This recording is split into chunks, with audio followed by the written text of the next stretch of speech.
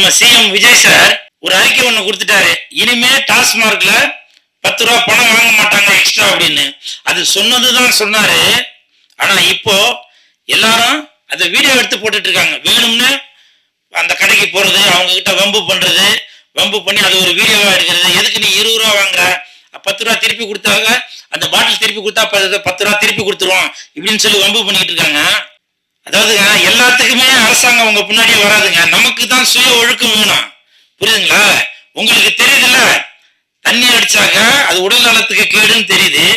வேணும்னு அந்த ஒயின் ஷாப்காரங்கிட்ட சண்டை வலிக்கணும்ன்றதுக்காகவே நீங்க போய் அங்க போய் காசை கொடுத்து இது 140 தான் போட்டிருக்கு, எதுக்கு நீ 160 வாங்குற அப்படின்னு நம்முடைய சிஎம் விஜய் சாருக்கு கெட்ட பேர் வாங்குறதுக்காக சில தீய சக்திகள் அந்த மாதிரி வேலை பார்த்துட்டு இருக்கிறீங்க.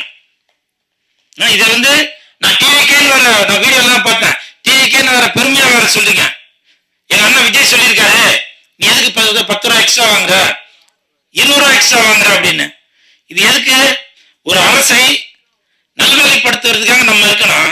ஏன்னா இப்ப அந்த வீடியோ நீங்க எடுத்து போடுறது இப்போ ஒரு மாசத்துக்கு முன்னாடி பாத்தீங்கன்னாக்கா ஜாலியா பெண்கள் ஆடுறதோ ஆண்கள் ஆடுறதோ ஏதோ ஒண்ணு, அவங்க ட்ரெஸ் போட்டு ஏதோ ஒண்ணு பல இதெல்லாம் வரும். ஆனால் இப்போ கடந்த ஒரு வாரமாக தொடர்ந்தாக வெறும் ஒயின் ஷாப் வீடியோ தான் வருது. அப்ப அந்த வீடியோ பார்த்துட்டு இருக்க குழந்தைகளுக்கு எல்லாம் என்ன தோணும்? தெரியாத பசங்களுக்கும் அது சரக்குனா என்ன தெரியும் சார், தெரியாத பசங்களுக்கும் அந்த விஷயம் தெரிய வரும். நம்மளும் இப்போ அது என்னன்னு தெரிஞ்சுப்போம் அப்படின்னு. அதனால தயவு செய்து சுய ஒழுக்கம் நம்மள்கிட்ட தான் இருக்கணும்.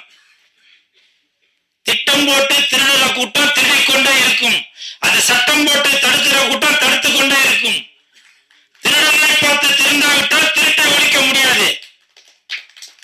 அப்ப சொன்னீங்க எதனா ஒண்ணு தப்பு நடந்துச்சுனாக்க இது திமுகவோட வேலை அப்படின்னு, செந்தில் பாலாஜியோட வேலை அப்படின்னு சொன்னீங்க.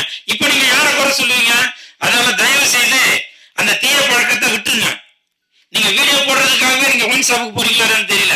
அப்ப 10 ரூபா வாங்கினாரு செந்தில் பாலாஜின்னு சொன்னீங்க, இப்ப 20 ரூபா வாங்குறாங்க அப்படின்னு அது ஒரு தவறான குற்றச்சாட்டு வர சொல்லிட்டு இருக்கீங்க. உங்களுடைய அந்த வீடியோ பார்க்கும்போது பொதுமக்கள் விடுங்க, உங்களுடைய அம்மா அப்பா உங்களுடைய மகன்கள் மகள்கள் அக்கா தங்கச்சி எல்லாரும் பார்க்க மாட்டாங்களா?